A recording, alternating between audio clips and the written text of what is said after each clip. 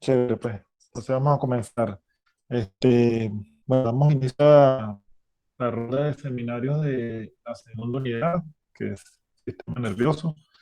En esta ronda yo me incluí para, bueno, darles temas de bastante importancia. Creo que son 3 o 4 temas que yo voy a dar y así no se le hace tan largo y aprendemos todos de nuevo.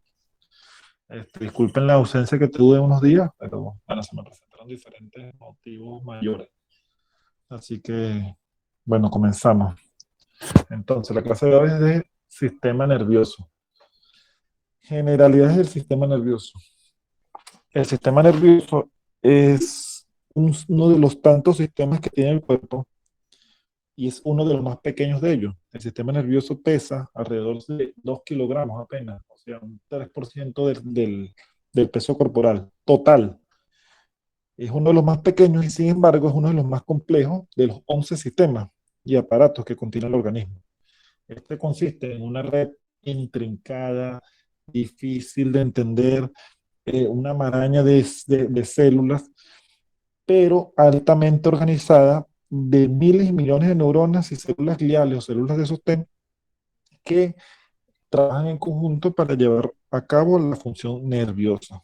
Entre las estructuras que forman el sistema nervioso, pues se hallan el encéfalo, los nervios craneales y sus ramas, la médula espinal, los nervios espinales, sus ramas, los ganglios nerviosos, los plexos entéricos y los receptores sensitivos que más adelante vamos a, a desarrollar cada uno de ellos.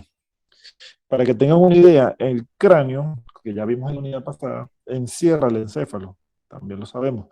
Y el encéfalo contiene alrededor de 100 mil millones de neuronas, que son las células nerviosas, además de 12 pares craneales, o sea, 12 pares derecho e izquierdo, y que emergen de su base. Debemos recordar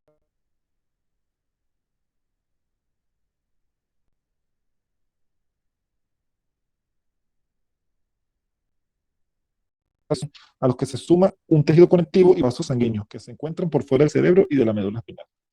Cada nervio sigue una vía, un recorrido determinado para llevar un tipo de información.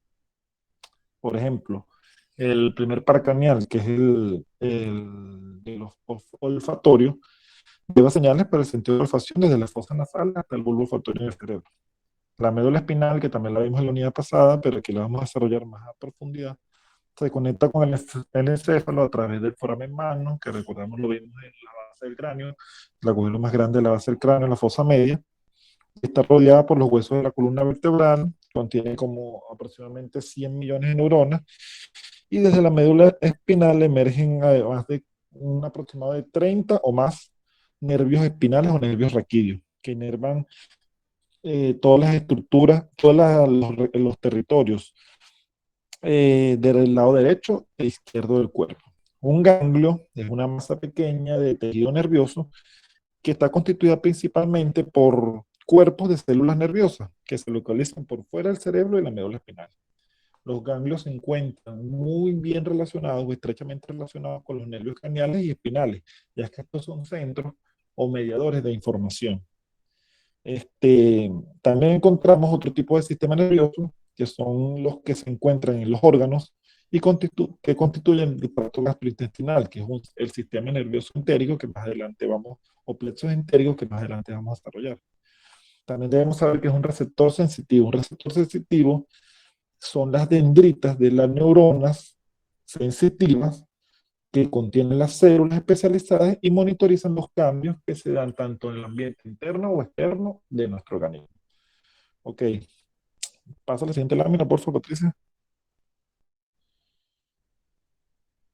Perdón, la anterior, disculpa. ¿Dónde estabas? Que no había actualizado. ¿Dónde estabas? Esa. Entonces, englobando de manera superficial cuáles son las funciones del sistema nervioso, el sistema nervioso lleva a cabo un complejo conjunto de tareas, muchísimas más de las que nos imaginamos, pero haciéndolo de forma estructurada, podemos decir que tiene 3 funciones. Una función sensitiva, en conjunto con los receptores sensitivos que les acabo de mencionar, que detectan los estímulos internos, y son denominadas neuronas sensitivas o aferentes. Aferentes quiere decir que llevan información, captan un estímulo y lo llevan hasta el sistema nervioso. una función integradora en cual el sistema nervioso integra o procesa la información sensitiva y la analiza y conserva parte de ella, aprende de esto y toma decisiones a su vez para una respuesta apropiada a cada uno de los estímulos que nosotros percibimos. Muchas de las neuronas que funcionan en esta parte integradora son las funciones, son a través de, de neuronas o interneuronas, que son las que se encargan de hacer un puente en llevar la sinapsis o la comunicación neuronal hasta el encéfalo.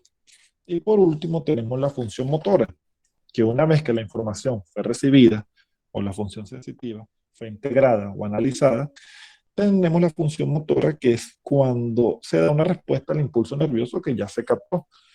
Se puede generar una respuesta motora adecuada, como por ejemplo controlar un músculo, estimular una secreción glandular. Ya más adelante veremos cuál tipo de sistema nervioso se encarga de la función voluntaria y la función involuntaria.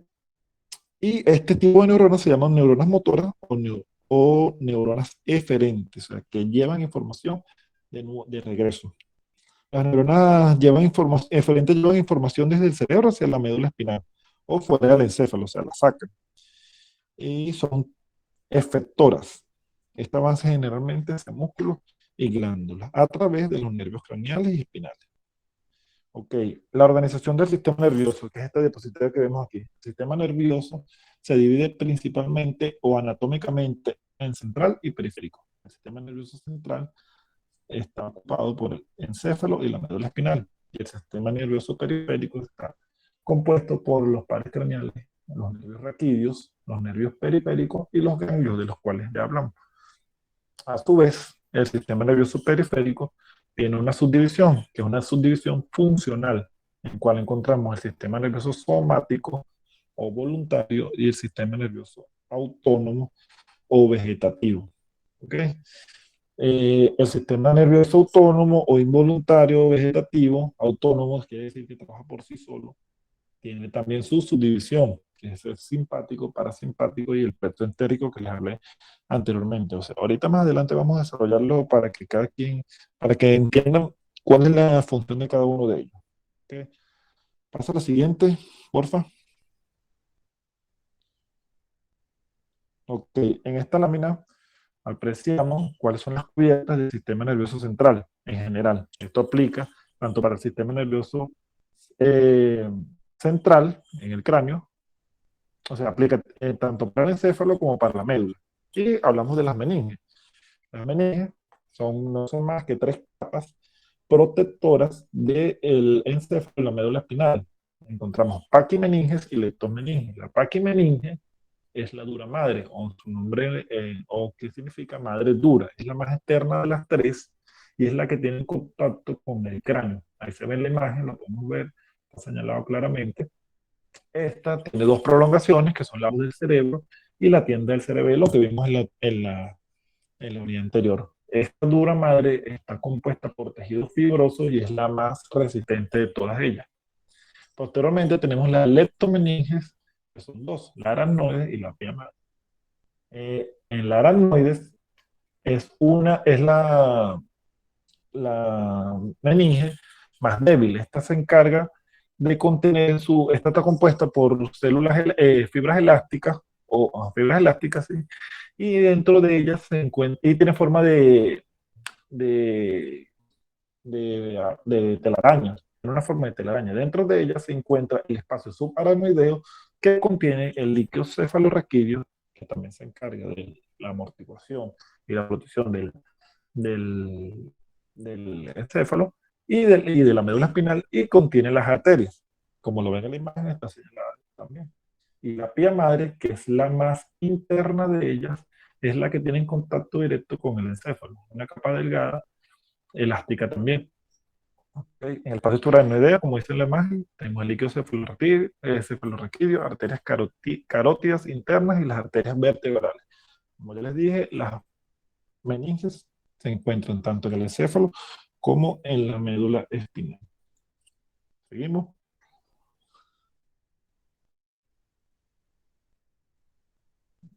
Ok. Ok. Los nervios raquídeos. Los nervios raquídeos, como ya hablamos del sistema nervioso central, La médula espinal es una prolongación del sistema nervioso central y está eh, encerrada dentro de la columna vertebral. La médula espinal, a su vez, se encuentran diferentes nervios raquídeos, que son raíces nerviosas, encontramos cervicales, torácicas, lumbares, sacras y coxígeas. En la imagen que está a la derecha abajo pueden verla. Los cervicales se encuentran de C1 a C8, los torácicos son 12, que son de T1 a T12, los lumbares de L1 a L5, los sacros de C1 a S5 y la coxígea que son solo uno. Como pueden ver en la imagen que se encuentra arriba a la izquierda, la médula espinal tiene cortes. Este es un corte transversal en donde evidenciamos que tiene sustancia gris y sustancia blanca. La sustancia gris, lo vamos a desarrollar más tarde, pero la pueden ver a simple vista que la sustancia gris es la que se encuentra en la parte medial y la sustancia blanca es la que se encuentra en la parte externa. A su vez, tiene forma de H o de una mariposa, evidenciándose dos astas. El asta en la asta o raíz anterior, que es totalmente motora, que es la que se ve como morado, y la raíz posterior, que es totalmente sensitiva. Cada una de ellas se encarga de llevar ese tipo de información. Y un conducto central, que el conducto central es el que se encarga de llevar el líquido cefalorraquídeo a través de la médula. A su vez, se dividen en cuatro ramas: ramas meningias, ramas posteriores que van para el dorso, o es decir, la parte posterior, las ramas anteriores que van a ser plexo, cervical, braquial, lumbar y sacro, y las ramas viscerales que son totalmente simpáticos, como el plexo cardíaco, solar, hipogástrico y entérico. Allí en la imagen también podemos ver cómo de cada raíz sale un ganglio y un nervio espinal, las líneas rojas y la línea azul, que llevan y traen que llevan y traen los estímulos sensitivos y motores. A ver si continúo, por favor. Ok. Esta es una estructura o un corte transversal también. Este es un corte sagital de lo que es un nervio periférico. El nervio periférico tiene tres capas: el epineuro, el perineuro y el endoneuro. El epineuro, como su nombre lo dice, epi, es el más superficial, reviste múltiples fascículos. Se encarga de revestir diferentes capas, sobre todo de tejido de sostén. El perineuro, peri, significa alrededor de o cerca de, reviste un fascículo nada más, y este contiene la mayoría de los vasos sanguíneos. Ahí se ve la imagen también. Y el endoneuro, que es el que se encuentra más profundo o más interno, reviste el axón, que el axón es el que se encarga de llevar o conducir la información nerviosa o el impulso nervioso generado en el núcleo a través de él hacia la dendrita y luego hacia otra célula, otra neurona. Cuando hay una lesión, esto le va a servir más adelante, del epineuro, se llama neuropraxia. Esto se da generalmente por aplastamientos, golpes, contusiones, entre otras. Cuando hay una lesión del perineuro, esto se llama neuromnesis. Y cuando hay una lesión del endoneuro, se llama axonomesis. Oye, ahí se ven las células de Schwann, más adelante lo vamos a explicar, pero son las encargadas de generar la mielina, que es una sustancia de lípidos y proteínas que se encarga de facilitar la comunicación neuronal. Continúo, por favor, Patricia. Ok, aquí llegamos hasta la parte del sistema nervioso somático o sistema nervioso voluntario. Okay. El sistema nervioso somático, como su nombre lo dice, voluntario, ese es el que se encarga del control del músculo estriado. El músculo estriado es aquel músculo esquelético, aquel músculo que nosotros podemos controlar, nuestros movimientos, todo lo que nosotros pensamos y queremos mover este dedo es somático. Queremos mover esta pierna, queremos caminar, todo eso es somático. Ok, está conformado por una neurona mielinizada, es decir, que son vías de transmisión neuronal rápida, una neurona tipo A. Y como se ve en la primera imagen, donde dice sistema somático, encontramos el nervio raquídeo, que lleva la información hacia la neurona motora, y esta a su vez, mediante neurotransmisores, hacia el músculo estriado, el cual se contrae y activa los receptores nicotínicos y se genera la acción. A su vez, sistema nervioso somático voluntario también tiene relación con los pares craneales, porque debemos recordar que existen pares craneales motores, como el tercer par craneal, el cuarto par craneal, el quinto, el décimo, el onceavo y doceavo, que tienen funciones motoras. Pasa lo mismo. Un estímulo, pensamos o deseamos realizar ese movimiento, la neurona motora libera neurotransmisores hasta el músculo estriado y se genera en el receptor nicotínico una acción. ¿Okay? Ahí vemos las funciones que presenta cada par craneal. Por ejemplo, los músculos, el movimiento de los músculos de la visión, que lo vimos en la primera unidad, el motor ocular común, el patético y troquial, el motor ocular externo, todos son movimientos voluntarios. Yo quiero mirar hacia allá, yo quiero mirar hacia allá. Entonces, ya sabemos que el sistema nervioso somático eh, es una subdivisión del sistema nervioso periférico, una subdivisión funcional y son movimientos voluntarios. ¿Okay? Ahora pasamos al sistema, pasa a la siguiente, por favor. Ok, ahora pasamos al sistema nervioso autónomo o vegetativo, que es una subdivisión funcional del sistema nervioso periférico, pero son movimientos involuntarios, o sea, movimientos no, acciones involuntarias, él trabaja solo. Son cosas que no percibimos, sino que no tenemos control sobre ellos. Ya vamos para allá. Ok. El sistema nervioso autónomo o involuntario tiene el control de órganos, vísceras, el músculo liso, que no es voluntario, y las glándulas secretoras. Como su nombre lo dice, nosotros somos incapaces de decir una glándula secreta saliva, secreta hormonas, secreta X o Y sustancia.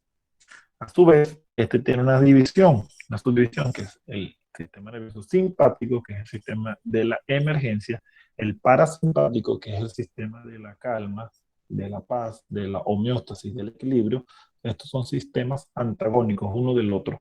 Y el sistema nervioso entérico, el plexo entérico, que fue el que les comenté al principio.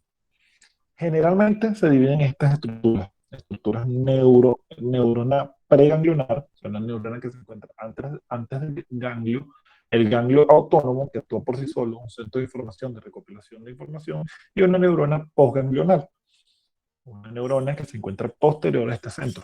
Ahí vemos la imagen como una neurona preganglionar con un axón mielínico. Bueno, encontramos un cuerpo celular en el tronco del encéfalo o la médula espinal, cualquiera de los dos centros. Posteriormente viene una neurona preganglionar, o sea, antes del ganglio con acción glínica, o sea, de vía rápida de reacción, un ganglio autónomo que funciona por sí solo, y una neurona postganglionar con acción mielínico posterior al ganglio. La, donde dicen que son tipo B, tipo C, esa es la capacidad de velocidad de reacción de una neurona.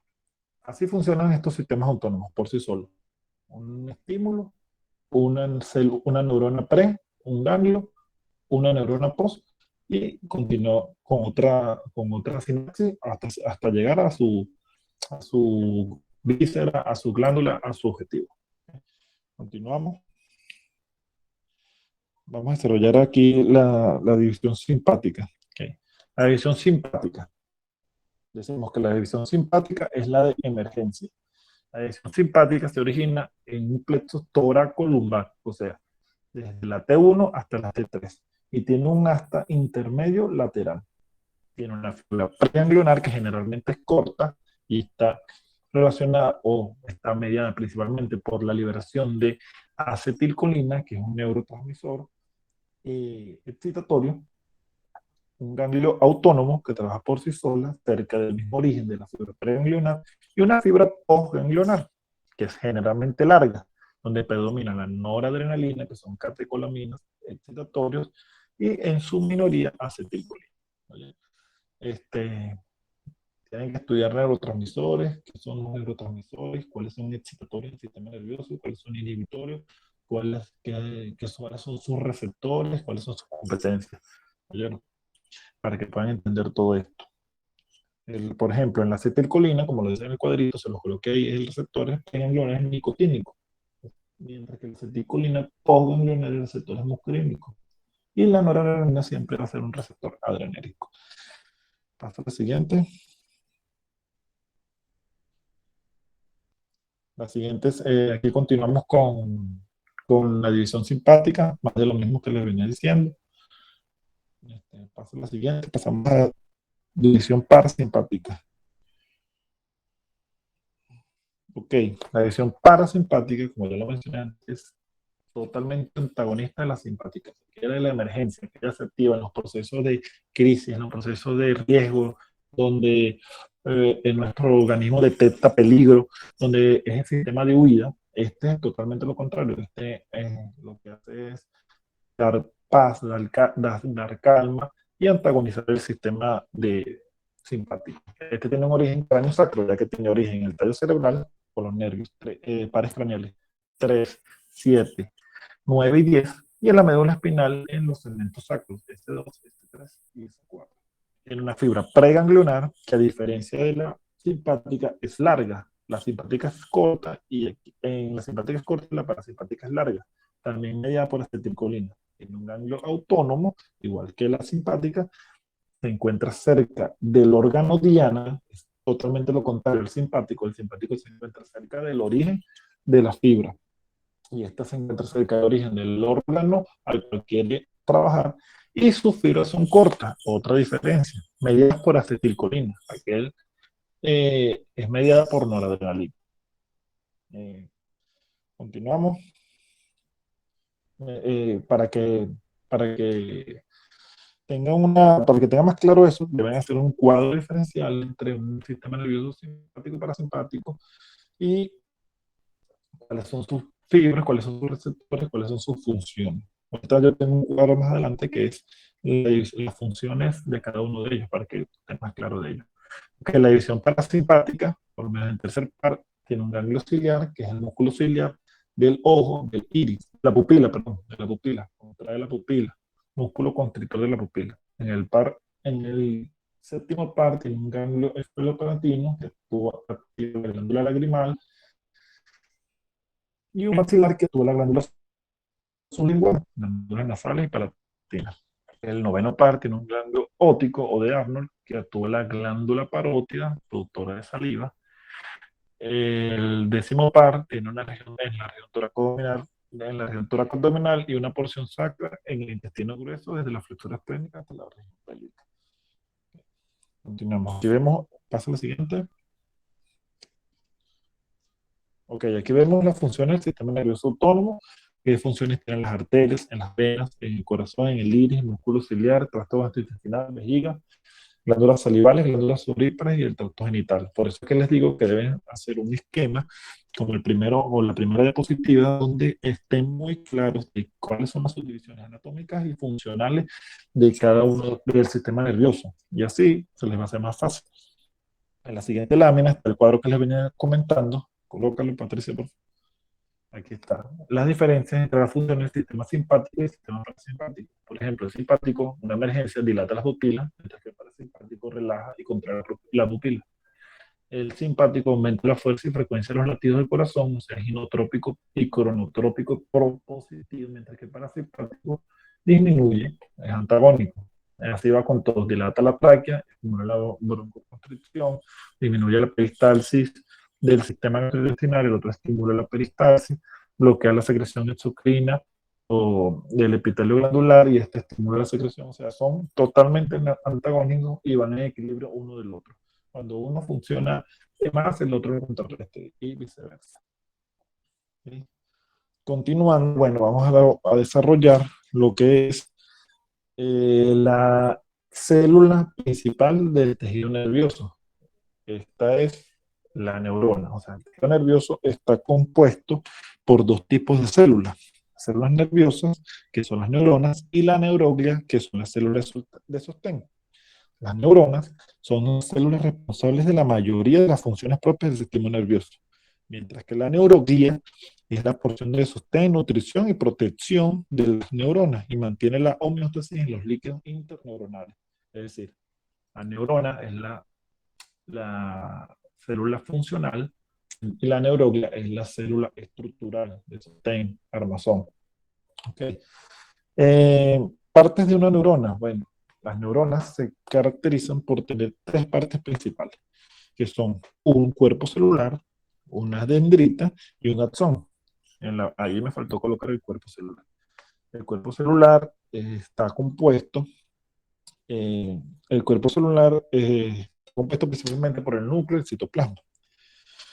El axón, que ya lo vamos a desarrollar, el axón es, la parte que se ve en la imagen que propaga los impulsos nerviosos hacia otra neurona, una fibra muscular o una célula glandular. El axón es una proyección cilíndrica, como vemos allí, es un tubo, una proyección cilíndrica larga y delgada que generalmente se une con un cuerpo celular en una elevación denominada cono axónico. ¿Okay? Los axones son células, partes de las neuronas muy bien mielinizadas, y entre cada axón podemos ver que en el axón existen divisiones que son los nódulos de Ranvier. Estos nódulos de Ranvier se encargan de generar impulsos nerviosos de mayor potencia. Okay. En cuanto a las dendritas son la porción receptora o de entrada de una neurona. Es decir, ellos captan la información de otra neurona a su propia neurona. Generalmente son cortas, tienen un grado de ramificación importante, como me parece un árbol. Muchas neuronas, las dendritas, adoptan una disposición como ramificaciones de árbol, o sea, parecen raíces o su estructura. Y principalmente ellas son muy excitables, es decir, son muy activas a recibir estímulos. En cuanto a la función, encontramos que las fibras nerviosas o las neuronas son, como ya lo mencioné, aferentes y eferentes. Y según su mielina, son tipo A, tipo B y tipo C. Eso ya lo explicamos. Pero, hasta lo siguiente, existen diferentes tipos de neuronas. Pasa lo siguiente, por favor. Ya está ahí. Existen diferentes tipos de neuronas. Y esta es la clasificación de la neurona. Las neuronas se pueden clasificar según su forma y el tamaño. Y la función y el tamaño depende de la función que realiza y de la localización. Inclusive hay clasificaciones histológicas de la neurona según la persona o el científico que las descubrió, como las células de Purkinje, cardíacas, o las células piramidales de la corteza cerebral. ¿Okay? Pero grosso modo, las neuronas se clasifican según su morfología en unipolares, pseudo-unipolares, bipolares y multipolares. Las neuronas unipolares son células sensitivas que comienzan en el embrión como células o neuronas bipolares y posteriormente pierden un polo durante su desarrollo. Son las más comunes de todas. Ese es el modelo de neurona común. Un soma o un cuerpo celular que contiene un núcleo envuelto en un citoplasma donde se encuentran los diferentes organelos celulares, organelos de Corti, mitocondria, ribosoma y núcleo. El axón, que es el tubo cilíndrico que conecta que los conecta con la terminación nerviosa de la misma.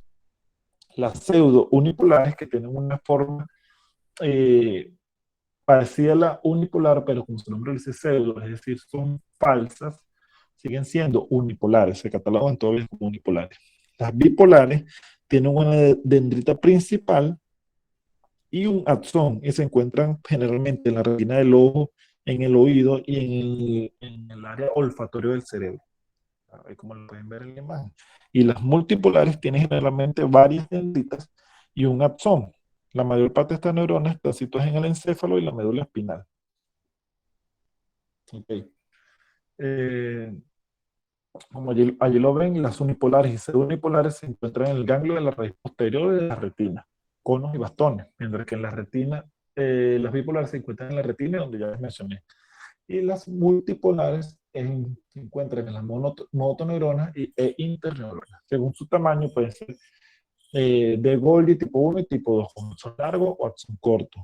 Ahí les mencioné las células piramidales, las células de Purkinje, y las son cortas son las células de la corteza cerebral y de la corteza cerebelosa. Okay. Vas a la siguiente.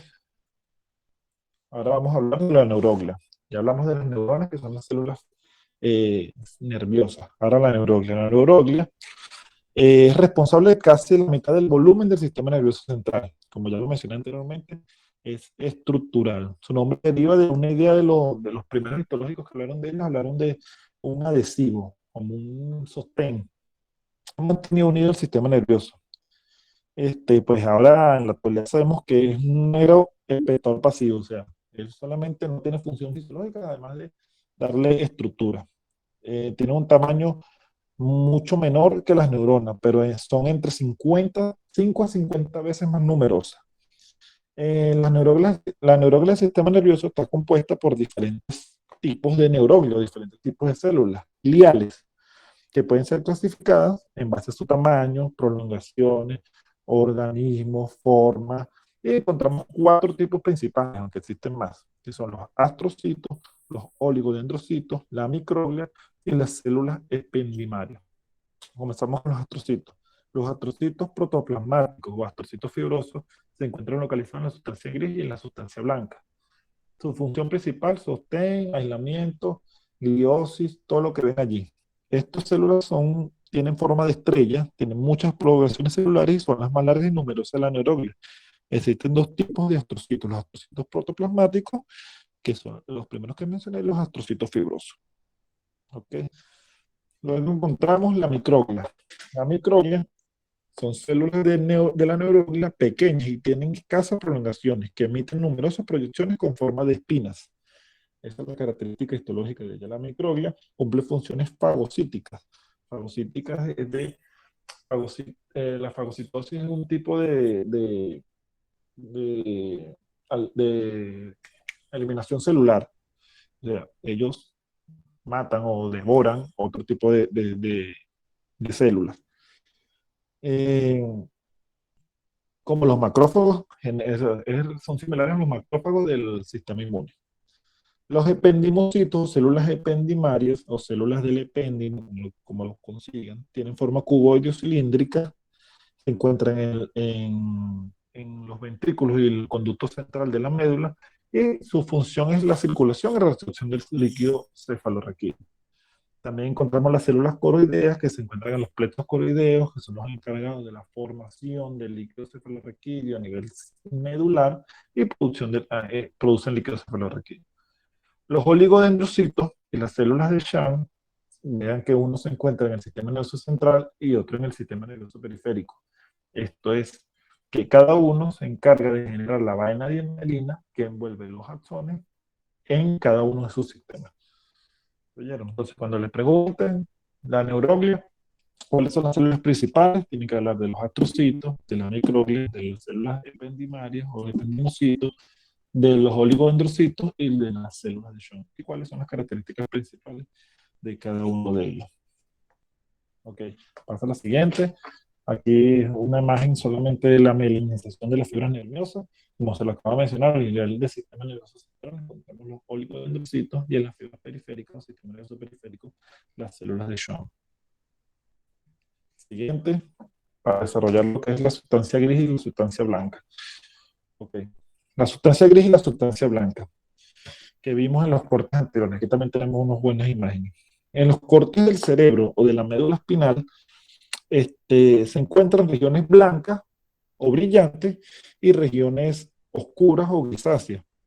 La sustancia blanca, que se ve allí en la imagen, está compuesta principalmente por axones mielínicos o con mielina, solamente eso. Por eso su color blanquecino.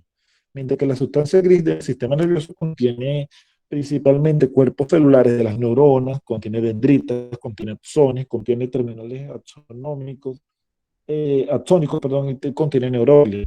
Tiene un tinte grisáceo por una cosa que se llama cuerpos de Mills, que se encuentran en el citoplasma de las células o de las neuronas. Y son células cromofílicas, o sea, células que tienen color. Estas imparten este color. Además que son células con mielina escasa o nula en estas regiones. Ok. En la médula espinal, la sustancia blanca envuelve un núcleo interno de sustancia gris. Como ven, en la imagen de la derecha, la sustancia blanca que se encuentra alrededor envuelve al núcleo interno o a la mariposa de sustancia gris. La sustancia blanca, como ya hablamos, es de sostén. La sustancia gris es de neuronas. ¿Qué más? ¿Qué más?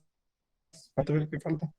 No, no, bueno, vamos a, ya viene gracias, pero vamos a dar un ejemplo para que entiendan más o menos cómo es la fisiología neurológica y cómo son la propagación de las señales eléctricas de las neuronas. En este seminario se supone que ustedes tienen que ir a repasar todo lo que vimos aquí. Yo les voy a enviar las diapositivas, todo lo que les llame la atención, todo lo que se mencionó, ustedes lo tienen que profundizar. Pero bueno, ¿cómo funciona? Esto es un seminario más adelante. ¿Cómo funciona desde que tenemos un receptor sensitivo, recibimos una señal hasta que generamos un impulso o hasta que termina ese impulso y generamos una acción? Entonces vamos a ponerles un ejemplo. No sé, vamos a ver qué tengo yo aquí. Tengo un lápiz aquí. Imagínense que yo quiero, este, toco un bolígrafo. ¿Qué pasa en mi sistema nervioso? Mientras yo toco el bolígrafo, se desarrolla un potencial graduado. Los potenciales graduados son aquellos potenciales que van a recorrer una distancia corta. Y los potenciales o los impulsos nerviosos son aquellos que van a recorrer una distancia más corta o mucho más larga. Entonces, esos son los conceptos. Por ejemplo, los potenciales graduados se utilizan solo para comunicación a corta distancia. Los potenciales de acción permiten la comunicación de lugares cercanos o impulsos nerviosos a lejanos. Yo toco un bolígrafo.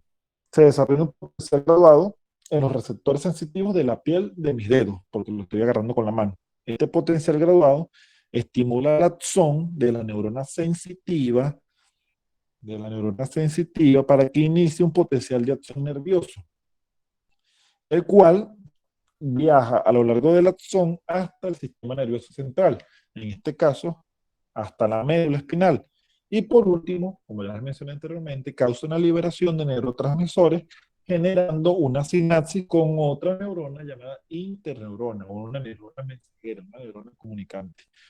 Este neurotransmisor estimula a esta interneurona para que inicie otro potencial graduado o otro potencial corto en sus dendritas y en su cuerpo celular.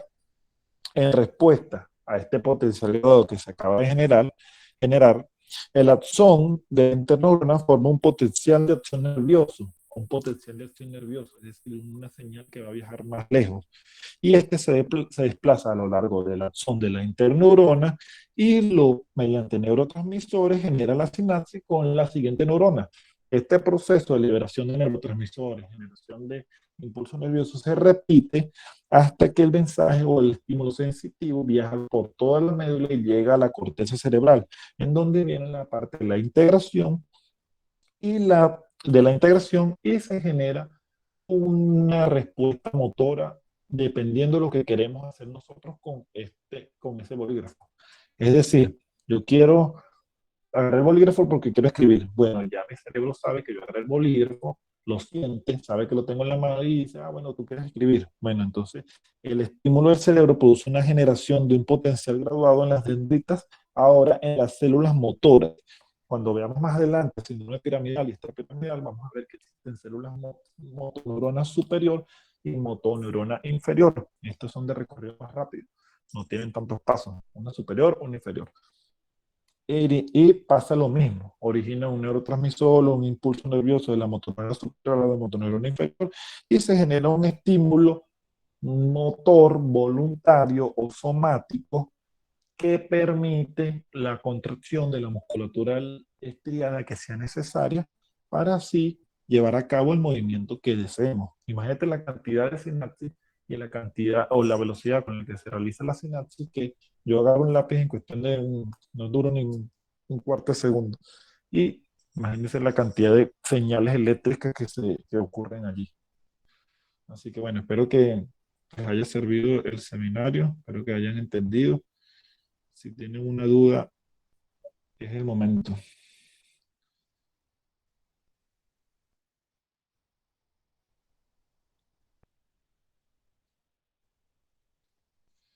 A ver cuántos llegaron. Llegaron 15. Bueno,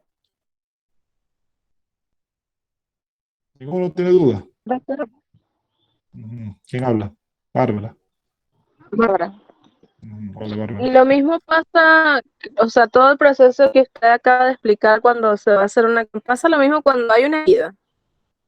Una herida. Claro, lo que pasa es que existen receptores sensitivos para cada una de las cosas que podemos sentir: dolor, frío, calor, presión, vibración, peso, etcétera, etcétera. Entonces, cada uno de los receptores, que creo que es el tema como 7, 8, no sé, por ahí, eh, va a tener su activación dependiendo del tipo de estímulo que reciba. En el caso de la herida, es un estímulo doloroso y pasa lo mismo.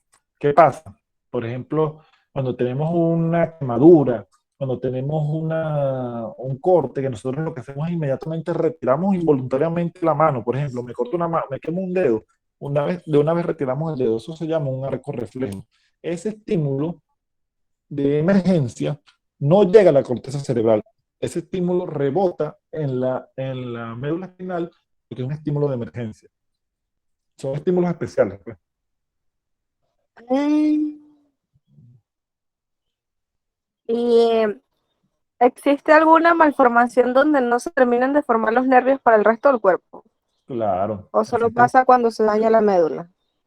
No, no, no, sí existen malformaciones congénitas en donde hay segmentos o espacios medulares que no cubren con sus nervios raquídeos algún territorio. Entonces ahí es donde vienen las llamadas paresia, parestesia y todo eso. Son términos que señalan que un miembro tanto motor o sensitivo no puede tener su inervación normal. Las hemiplegias, las cuadriplegias, todas esas cosas, paraplegia. Ah, bueno, gracias. Ah, no hay más. Doctor, Uno por uno. ah, Vale.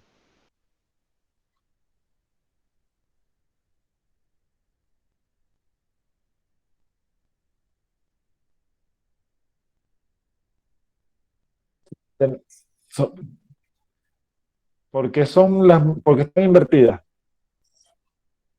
Porque recuerda que en el encéfalo las decisiones o el procesamiento de la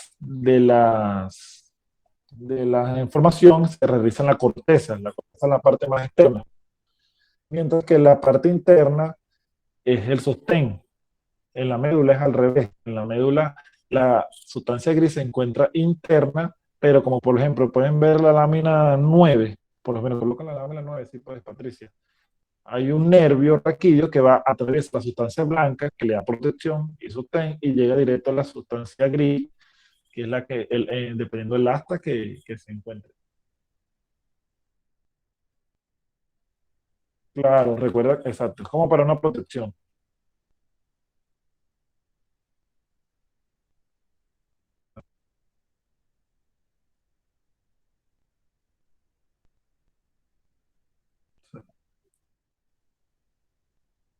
¿Ves? Ahí ves la imagen. Ahí ves la imagen como el nervio en verde atraviesa la sustancia blanca y llega directamente al asta, creo que es, ¿sabes? Creo que es en asta, no sé, también asta anterior, que sería una raíz anterior que sería la raíz motor. ¿Ves? Ah, ¿quién era el otro? Juan, no sé quién era la pregunta. era yo. No sé si me estoy saliendo un poquito del tema, pero usted mencionó que hay un sistema autónomo y un sistema pues que uno mismo controla. Ajá. Yo tenía la duda de mi caso de la respiración, porque es autónoma, pero cuando te das cuenta que estás respirando, pues se vuelve voluntaria. Claro, pero ese es un sistema totalmente autónomo. O sea, nosotros podemos respirar si queremos controlar nuestros pulmones, pero es decir, cuando dormimos no lo controlamos. Y es una cosa que trabaja por sí sola. Cuando estamos cansados, él mismo acelera nuestro ritmo respiratorio. Cuando estamos en reposo, lo relaja.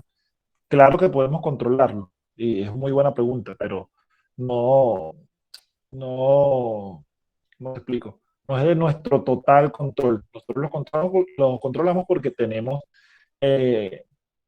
la respiración tiene músculos estriados que son músculos de la respiración, los músculos intercostales, los músculos subclavios, el diafragma, entre otros, que son músculos estriados y podemos mediante la contracción de los mismos, expandir o contraer los pulmones, pero no es de nuestro total control. Es decir, recuerda que los pulmones se encuentran dentro de la caja torácica y está rodeada por muchos músculos. Si nosotros podemos controlar estos músculos, a su vez vamos a expandir los pulmones, pero no es de nuestro total control. Ok, gracias. No. ¿A qué más? Nos fuimos. ¿No es una pregunta? Jesús. Ahí te vi. Sí. Dime, Jesús. ¿Por qué el cerebro es el único órgano que no siente dolor? No siente dolor. ¿Y tú crees que no siente dolor? Lo que pasa es que el dolor está mediado por, además de receptores, está mediado por otros neurotransmisores que son las prostaglandinas. Las prostaglandinas, no sé si ya están viendo fármacos, fármacos en 4 semestres. Las prostaglandinas son unas células que son las encargadas de producir dolor. Son las células que tienen, donde actúan los medicamentos como el ibuprofeno, el diclofenaco, inhiben la formación de la cicloxaginasa que secreta la prostaglandina. En el cerebro no hay receptores de prostaglandina. Muchas gracias. Ah. ¿Qué más? Yo tengo una pregunta. Javier, dale. Yo preguntaba con respecto a la respiración, porque la respiración, bien las frecuencias cardíacas están relacionadas, es meramente por ubicación, como yo he leído un libro que era porque como que se encontraban ambos en la parte anterior del bulbo raquídeo, o tiene que ver con otra cosa. No, tienes toda la razón. Es decir, están relacionadas una con la otra. Recuerda que existe una circulación que es directa entre el ventrículo derecho y el pulmón. Es decir, la sangre va del ventrículo derecho directamente a la circulación pulmonar. Entonces, tienen que ir ellas acorde. Y además, están controladas ellos mismos. En el bulbo raquídeo existen núcleos, que son los núcleos del centro respiratorio y el núcleo de la frecuencia cardíaca, además de otro coñazo de núcleo, el núcleo el núcleo del vómito, el núcleo de algunas emociones, el núcleo del ciclo circadiano, entre otros. Ok, muchas gracias. De nada. Ya, terminamos. Nos vamos. Otra pregunta. Dale, aprovecha. Bueno, esta es un poco salida del tema, pues, pero ¿qué diferencia hay entre presión arterial y tensión arterial? No, la tensión arterial está mal formulada, está mal dicha. Es presión arterial. O sea, se trata de la presión arterial, que es la fuerza que hace la sangre en contra de las paredes internas del vaso. Eso es lo que significa la presión arterial. La fuerza con la que la sangre empuja las paredes internas del vaso. Y en la hipertensión, por diferentes motivos, factores de riesgo, edad, tabaquismo, X y mil motivos antecedentes, las paredes se vuelven menos elásticas, son rígidas, y entonces no son tan flexibles a la presión. Y entonces el choque de la sangre contra las paredes genera más daño.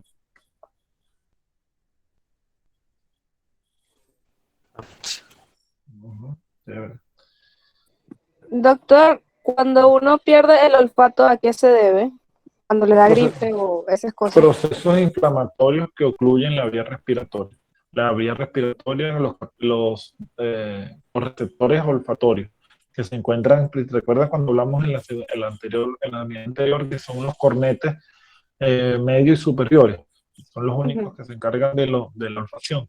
Bueno, ese proceso de congestión que hay tanto en la cavidad nasal, las coanas, los fosas paranasales, ocluyen o aumentan la presión intranasal y no permiten que esos receptores reciban el estímulo.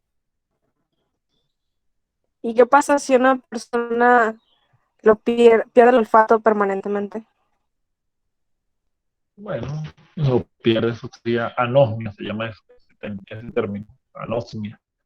Ahí diferentes, cuando veamos, bueno, no sé, yo les dije que yo iba a tratar de ver, de dar introducción a la práctica médica y bueno, y el curso que les comenté que hago con mi mamá. Pero hay diferentes patologías en cuanto a la olfacción. Está la anosmia, que es la pérdida total, está la hiposmia, que es la disminución, está la parosmia, que es cuando el paciente huele o su olfato detecta algo que no es correcto, es decir, está oliendo café y le huele a alcohol, qué sé yo. Está la cacosmia, que es cuando huelen todo podrido, todo mal, todo le huele a podrido. Y bueno, quizás se me olvidan algunos, pero esas son las alteraciones del nervio olfatorio. Ah, gracias. Ah, más.